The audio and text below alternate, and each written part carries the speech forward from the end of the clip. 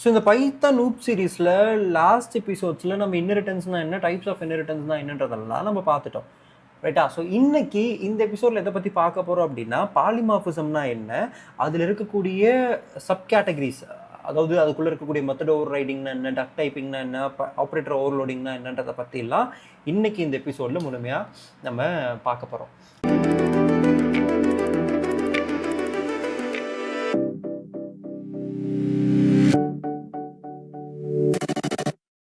First polymorphism அப்படின்ற வார்த்தைக்கான அர்த்தத்தை நம்ம புரிஞ்சுக்கணும். Polymorphism, what is poly and morphism? Poly அப்படின்னு என்னென்னு சொல்கிறோம், பல அப்படின்னு சொல்கிறோம். மார்ஃபிசம் அப்படின்றத நம்ம தமிழில் நம்ம புரிதலுக்காக உருமாறுதல் அப்படின்னு சொல்லலாம். இப்போது ஒரு மனுஷன் இருக்கான்னு வச்சுக்கோங்க, ஓகே, சும்மா ஓகே எனக்கு தெரிஞ்ச மாதிரி நான் வரைகிறேன், ஓகே. ஸோ இந்த மனுஷன் இருக்கான், இந்த மனுஷன் வந்து என்ன பண்ணுறான், ஒரு ஃப்ரெண்ட்ஸுக்கிட்ட ஒரு மாதிரி பேசுவான், கரெக்டாக? டீச்சர் இருக்காங்க அப்படின்னா அந்த டீச்சர்கிட்ட ஒரு மாதிரி பேசுவான். அதே மாதிரி வேற ஒருத்தர் பேரண்ட்ஸ் இருக்காங்க அப்படின்னா பேரண்ட்ஸ் கிட்ட இன்னொரு மாதிரி பேசுவான். ஸோ அதுதான் நம்ம பாலிமார்ஃபிசம்னு சொல்கிறோம். ஒரு நபர் ஒவ்வொரு வேற வேற ஆட்கள்கிட்ட வேற வேற மாதிரி பேசுவார், ரைட்டா? அதே மாதிரி பைத்தனில் இருக்கக்கூடிய பல விஷயங்கள் ஆப்ஜெக்ட்டுக்கு ஏற்ப ஒர்க் ஆகும். ஃபார் எக்ஸாம்பிள், இப்போ A = 12 இருக்குது, B = 14 இருக்குது. A + Bன்றது நமக்கு என்ன வரும்? 12 + 14 அப்படின்றது we're going to get the value 26. அதே ஏன்றது எனக்கு எல்லோன்னு இருக்கு, பீன்றது வேர்ல்டுன்னு இருக்கு. இது ரெண்டையும் ஆட் பண்ண எனக்கு என்ன வரும்? A + B = எல்லோ வேர்ல்டுன்னு எனக்கு கன்கார்டினேட் ஆகும். கரெக்டாக கன்கார்டினேட் ஆகுதா? அப்போது ஒரு ஆப்ஜெக்ட் இன்டீஜராக இருக்கும்போது ப்ளஸ் ஆனது எனக்கு இப்படி ஒர்க் ஆகுது, அடிஷனாக ஒர்க் ஆகுது. அதே ஆப்ஜெக்ட் ஸ்ட்ரிங்காக இருக்கும்போது எனக்கு ரெண்டு என்ன ஆகுது, கன்கார்டினேட் ஆகுது. அப்போது ஸ்ட்ரிங்குங்க போது அந்த ஆப்ரேட்டர் எனக்கு கன்கார்டினேட் ஆச்சு, இன்டீஜர் அப்படின்ற போது அந்த ஆப்ரேட்டர் எனக்கு அடிஷனாக ஒர்க் ஆச்சு. இதுவே ஒரு பாலிமார்ஃபிசம் தான். எப்படி ஒரு மனுஷன் ஒவ்வொரு நபர்கிட்ட ஒவ்வொரு மாதிரி பேசுகிறானோ, இந்த ஆப்ரேட்டரும் ஆப்ஜெக்ட்ஸுக்கு ஏற்ற மாதிரி நமக்கு ஒர்க் ஆகும், ரைட்டா? சரி, இது நான் இங்கே உங்களுக்கு போட்டு காட்டுறேன். இந்த பாலிமார்ஃபிசமில் இது ஆப்ரேட்டர் லெவல் பாலிமார்ஃபிசம்னு நம்ம சொல்லுவோம். பாருங்க, A = 12, oh my god, A = 12, B = 14. இப்போ நம்ம என்ன பண்ண போகிறோம்? we are going to do A + B. Okay, we are going to do A + B. பாருங்க என்னாச்சு, 26 வந்திருக்கா? இப்போ A = எல்லோ,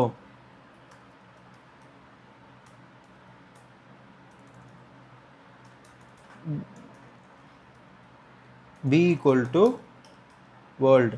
இப்போ நான் A + B கொடுக்குறேன்னா A + B என்னாச்சு, எல்லோ வேர்ல்டு வந்திருக்கா? ஸோ அதுதான் அடிஷன் அப்படின்றது இன்டிஜருக்கு ஒர்க் ஆச்சு, கன்கார்டினேஷன் அப்படின்றது எனக்கு ஸ்ட்ரிங்குக்கு ஒர்க் ஆச்சு. இது நார்மலாக ஆப்ரேட்டர் லெவலில் நம்ம பார்க்குறோம்.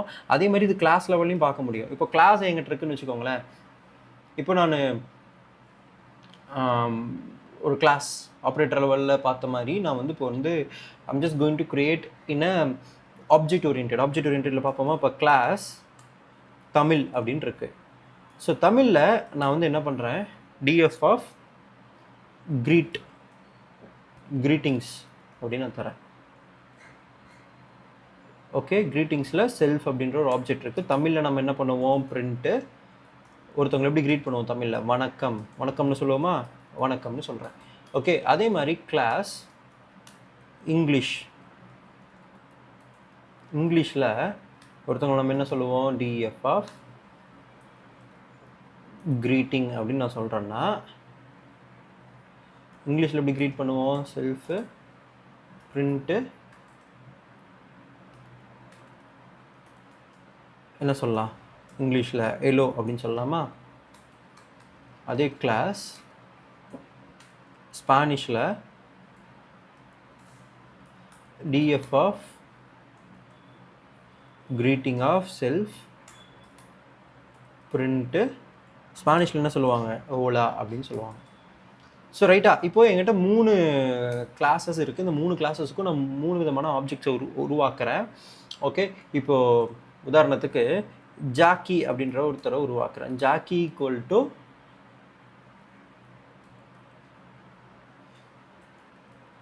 greeting அப்படின்னு கொடுக்குறேன். சாரி, ஜாக்கி = இங்கிலீஷ்னு கொடுக்கலாம். My bad. இங்கிலீஷோட ஆப்ஜெக்ட் ஜாக்கி. ஓகே, அதே மாதிரி செர்ஜியோன்னு ஒருத்தர் இருக்கார். செர்ஜியோ வந்து ஸ்பானிஷோட ஆப்ஜெக்ட்னு வச்சுக்கலாம். எஸ்பனால் கொடுத்துடலாமா? எஸ்பனாலோட ஆப்ஜெக்ட். ஸோ என்னோட பேர் நான் கொடுக்குறேன் நவீன் அப்படின்றது. நவீன் வந்து என்ன object? Tamil object. Okay, so இப்போது இந்த இடத்துல நான் ஜாக்கி டாட் க்ரீட்டிங்னு கொடுக்குறேன்னா இது எனக்கு என்ன எப்படி ஒர்க் ஆகும்? Jackie dot greeting, Jackie sorry capital J போடணும். ஸோ தப்புன்றது வரும், அதனால் நான் இதெல்லாம் எடிட் பண்ண போகிறது கிடையாது. உங்களுக்கு தப்புன்றது ஆப்வியஸாக நீங்கள் கோடிங் பண்ணும்போது வரும். ஜாக்கி டாட் க்ரீட்டிங் என்ன வந்திருக்கு? எல்லோ வந்திருக்கு. அதே ஜாக்கி இல்லாமல் வேறு கொடுக்கலாமா? செர்ஜியோ கொடுக்கலாமா? செர்ஜியோ டாட் க்ரீட்டிங் என்ன வருது? செர்ஜியோக்கு ஓலா வரும். இதே நவீன் டாட் க்ரீட்டிங் கொடுத்தா எனக்கு வணக்கம்னு வரும். ஸோ இதுதான் ஐடியா. ஓகேங்களா? ஒரே மெத்தட் தான், ஆனால் எனக்கு என்ன ஆகுது? வேறு வேறு ஆப்ஜெக்ட் வரும்போது வேறு வேறு மாதிரி ஒர்க் ஆகுது. இல்லைனா இதுக்கு நீங்கள் ஒரு ஃபங்க்ஷனே கூட உருவாக்கலாம். இப்போ பாருங்கள், ஸோ டிஎஃப்எஃப் ஃபங்க்ஷன் என்ன கொடுக்கலாம்? சே எலோ அப்படின்னு ஒரு ஃபங்க்ஷனை நான் உருவாக்குறேன். சே எலோக்குள்ள ஆப்ஜெக்டை நீங்கள் பாஸ் பண்ணணும்னு வச்சுப்போம். ஓகே, இந்த இடத்துல நான் என்ன பண்ணுறேன்? ஆப்ஜெக்ட்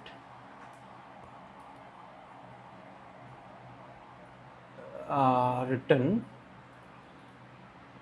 ஆப்ஜெக்ட் டாட் க்ரீட்டிங் அப்படின்னு நான் கொடுத்துறேன். இப்போது இந்த ஃபங்க்ஷனுக்குள்ளே நீங்கள் எதை பாஸ் பண்ணாலுமே, இப்போ சேயலோக்குள்ளே நான் எதை வேணாலும் பாஸ் பண்ணலாம். சேயலோக்குள்ளே இப்போ நான் நவீனை பாஸ் பண்ணுறேன்னு வைங்க, நவீனை பாஸ் பண்ணுறேன், என்னாச்சு? வணக்கம்னு வந்திருக்கு. அதே சேயலோக்குள்ளே ஜாக்கியை பாஸ் பண்ணிங்கன்னா வரும். சேயலோக்குள்ளே எதை பாஸ் பண்ணுறேன்? ஜாக்கியை பாஸ் பண்ணுறேன், என்ன வரப்போகுது? எல்லோன்னு வந்திருக்கு. அப்போது இதை நம்ம ஃபங்க்ஷனல் லெவல் பாலிமார்ஃபிசம்னு சொல்லலாம். அப்போது ஆப்ரேட்டர் லெவல் பாலிமார்ஃபிசம்ன்றது ஒரு ஆப்ரேட்டர் வேறு வேறு ஆப்ஜெக்ட்டுக்கு வேறு வேறு மாதிரி ஒர்க் ஆகும். ஃபங்க்ஷனல் லெவல் பாலிமார்ஃபிசம்ன்றது ஒரே ஃபங்க்ஷன் தான். சேயலோன்ற ஒரு ஃபங்க்ஷன் நவீனுக்கு வந்து வணக்கம்னு கொடுத்தது, அதே சேயலோன்ற ஃபங்க்ஷன் ஜாக்கிக்கு எனக்கு எல்லோன்னு கொடுத்துருக்கு. அதே இப்போ நான் செர்ஜியோவில் பாஸ் பண்ணேன்னா ஓலா அப்படின்றது கொடுக்கும். இதைத்தான் நம்ம வந்து ஃபங்க்ஷனல் லெவல் பாலிமார்ஃபிசம்னு சொல்லுவோம். அதே மாதிரி இதை டக் டைப்பிங்னு சொல்லலாம். டக் டைப்பிங்னா என்ன? Okay, what is duck typing? I will give you some idea about this. The duck typingன்றது பெருசாக யாரும் எக்ஸ்பிளைன் பண்ணியிருக்க மாட்டாங்க தமிழில். ஸோ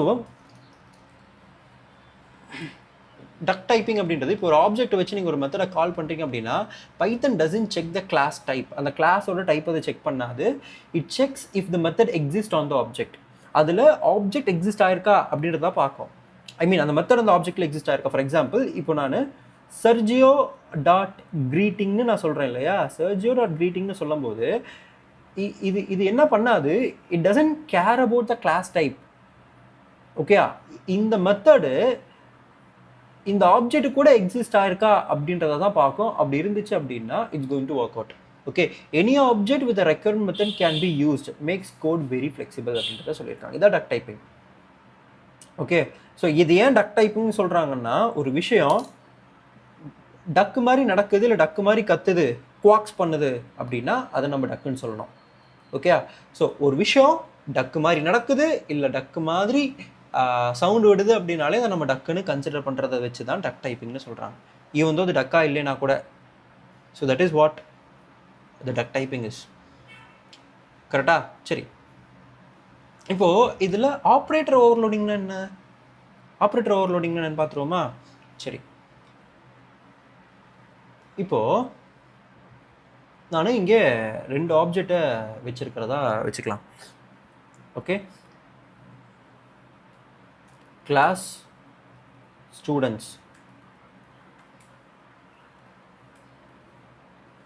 ஸ்டூடெண்ட்டுன்னு போட்டேன். இதில் வந்து DF of marks of self.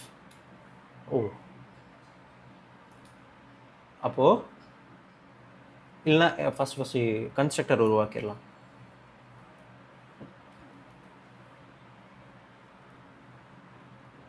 Mark கொடுத்துட்டு ஒரு கன்ஸ்ட்ரக்டரில் self dot mark equal to 12ன்னு நான் சொல்லிட்டேன். ஓகே, இப்போ என்கிட்ட ஸ்டூடெண்ட் இருக்கு. இப்போ ஸ்டூடெண்ட் ஒன்று உருவாக்குறேன். S1 ஈக்குவல் டு என்ன பண்ணுறேன் அப்படின்னா, இதுக்குள்ளே ஸ்டூடெண்ட் ஆஃப் மார்க்கு 12ன்னு கொடுக்குறேன். இல்லைனா ஒரு 45 கொடுப்போமா? ரொம்ப மார்க் கம்மியாக கொடுத்தா பாவம் ஸ்டூடெண்ட்டு. ஸோ ஸ்டூடெண்ட் 56 அப்படின்னு நான் கொடுக்குறேன்.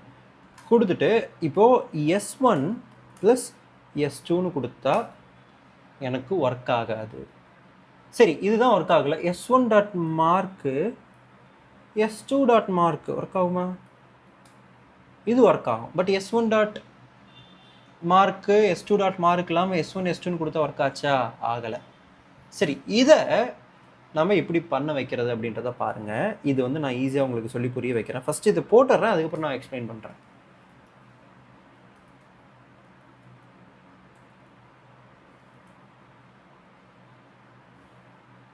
செல்ஃப் கம்மா அதர் அப்படின்னு நான் கொடுக்குறேன். ஓகே, ஸோ இதில் self return self dot mark plus other dot mark. So இப்போ இதை கொடுத்துட்டாங்க. இப்போ புதுசாக ஒரு மெத்தட் இருக்குது. இந்த மெத்தட் என்னது? ஆட் அப்படின்ற மெத்தடு. ஓகே, ஸோ இங்கே S1 S2 அப்படின்றத நான் கொடுத்துருக்கேன். இப்போ S1 + S2 மட்டும் ஆட் பண்ண போகிறேன். எனக்கு ஒர்க் ஆகாதான்றதை நம்ம செக் பண்ண போகிறோம். S1 + S2. இப்போ ஆன்சர் வந்துருக்கா? எப்படி வந்துச்சு? போன தடவை வரலையே. ஏன் அப்படின்னா இந்த இடத்துல யூ நோ தட் ஒவ்வொரு கிளாஸுக்கும் ஒரு ஆப்ஜெக்ட் இருக்கும். அந்த ஆப்ஜெக்ட் ஆனது மெத்தட்ஸை வச்சுருக்கோம். ஃபார் எக்ஸாம்பிள், இப்போ A = ஏலோன்னு சொல்கிறேன், B = வேர்ல்டுன்னு சொல்கிறேன். அப்போது A + Bன்னு கொடுக்கும்போது நமக்கு என்ன ஆகும்? கன்கார்டினேட் ஆகும். அப்போ ஏன்றது ஸ்ட்ரிங்கு கிளாஸோட ஆப்ஜெக்ட், பீன்றதும் ஸ்ட்ரிங்கு கிளாஸோட ஆப்ஜெக்ட்.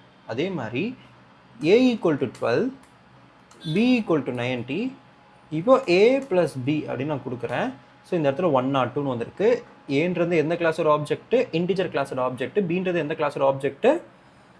இன்டிஜர் கிளாஸோட ஆப்ஜெக்ட். எனக்கு ஒர்க் ஆகுது. சரி, இப்போது what we are going to சீனா இதோட கோடை, அதோட சோர்ஸ் கோடை பார்க்க போகிறோம். இந்த கிளாஸோட சோர்ஸ் கோடை பார்க்க போகிறோம். இதுதான ஆப்ஜெக்ட். அதை கிளிக் பண்ணிங்கன்னா you can see the source code.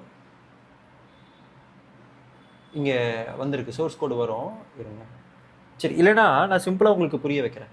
Source கோட்லாம் கூட விட்டுருங்க, அது போனால் ரொம்ப டிஃபிகல்ட்டாக இருக்கும். இந்த கிளாஸுக்குள்ள we are going to have something called magic methods. இந்த கிளாஸுக்குள்ளேயும் we are going to have something called magic methods. For example, அதை நான் எப்படி உங்களுக்கு புரிய வைக்கிறேன்னு பாருங்கள். இப்போது int of okay, int of add of A, Bன்னு கொடுத்தாலும் எனக்கு கிட்டத்தட்ட அதே ரிசல்ட் தான் வரும். ஓகே, அதே மாதிரி இங்கே பாருங்கள், string of add of A, Bன்னு கொடுத்தாலும் இந்த இடத்துல hello world தான் வரும். எப்படி இது ஒர்க் ஆகுது அப்படின்னா, இது பேர் magic methods. whenever you are using this operator எனக்கு இது ட்ரிகர் ஆகும். Okay, whenever you are going to use this operator in this particular class, இன்டிஜர்ன்ற கிளாஸில் எனக்கு இது ட்ரிகர் ஆகும். இந்த ஆப்ரேட்டர் யூஸ் பண்ணும்போது இன்டிஜர் கிளாஸில் இது ட்ரிகர் ஆகும். இந்த ஆப்ரேட்டரை யூஸ் பண்ணும்போது ஸ்ட்ரிங்ன்ற கிளாஸில் இது ட்ரிகர் ஆகும். அதே மாதிரி எனக்குன்னு ஒரு கிளாஸ் நான் உருவாக்கியிருக்கேன், அதில் நான் 2 விஷயத்தை ஆட் பண்ணணும்னு நினைக்கிறேன். அப்போ அது ட்ரிகர் ஆகணும்னா இதை நீங்கள் பயன்படுத்தணும். அப்போ இதை நான் ப்ளஸ் பண்ணும்போது எனக்கு ட்ரிகர் ஆகி எனக்கு அவுட்புட் ஆனது கிடைக்கும். இதைத்தான் நம்ம என்னென்னு சொல்கிறோம்னா ஆப்ரேட்டர் ஓவர்லோடிங்னு நம்ம சொல்கிறோம். So this is what the operator overloading is. இது ப்ளஸுக்கு மட்டும் கிடையாது, நீங்கள் சப்ராக்ஷனுக்கும் பயன்படுத்தலாம், ஈக்குவல் டுக்கும் பயன்படுத்தலாம். இப்போ இங்கே பாருங்கள், df of __ eq அப்படின்னு கொடுத்தீங்கன்னா எனக்கு வந்துடுச்சா? இதையும் நான் அதர்னு வச்சுக்கிறேன். ஓகே, இந்த இடத்துல we are going to check whether the 2 marks are same or not. Return equal to self dot mark equal to other dot mark கொடுத்துட்டேன்னா இப்போ என்ன பண்ணுறேன், S1 equal to S2 கொடுத்துட்டு இதை எக்ஸிக்யூட் பண்ணிவிட்டு let me execute this and this. என்ன வந்திருக்கு? ட்ரூன்னு வந்திருக்கு.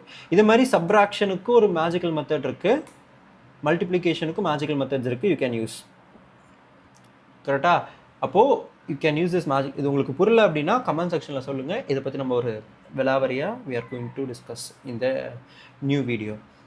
Okay, சரி. இன்ஸ்டன்ஸ்னா என்ன? What is instance? இன்ஸ்டன்ஸ்னு ஒன்று இருக்குது, அதையும் கடைசியாக நம்ம பார்த்துடலாம். இன்ஸ்டன்ஸ் அப்படின்றது ஒரு ஆப்ஜெக்ட் அந்த பர்டிகுலர் கிளாஸோடதா இல்லையான்னு சொல்கிறது. இப்போ உதாரணத்துக்கு இன்ஸ்டன்ஸ் ஆஃப் S1, ஸ்டூடெண்ட் அப்படின்னு கொடுத்தீங்கன்னா ட்ரூன்னு வந்துச்சுன்னா S1 அப்படின்றது ஸ்டூடெண்ட் அப்படின்ற கிளாஸோட ஆப்ஜெக்ட். ஓகே, அதே மாதிரி பாருங்கள், இப்போது இன்ஸ்டன்ஸ் ஆஃப் A, இன்ட்டு என்ன வந்திருக்கு? ஏன்றது இன்டீஜர் கிளாஸோட இதுதான் வந்திருக்கு. அதே ஸ்ட்ரிங்குன்னு கொடுத்தா என்ன வந்திருக்கு? ஃபால்ஸ் வந்திருக்கு. ஏன்ற வேரியபிள் நம்ம எங்கேயோ ஏன்னு உருவாக்கியிருக்கோம். இந்த ஏ தான், இந்த ஏவானதை நான் உருவாக்கியிருக்கேன். அது வந்து எனக்கு இன்டீஜராக இருந்தால் ட்ரூ வரும், இல்லைனா ஃபால்ஸ்ன்னு வரும். ரைட்? ஸோ இதுதான் நம்ம பாலிமார்ஃபிசம் பற்றின முழுமையான எக்ஸ்ப்ளனேஷன். ஓகே, இதை நம்ம ரியல் டைமில் ஒரு எக்ஸாம்பிளோட பார்ப்போமா? Okay, so real time example for polymorphism.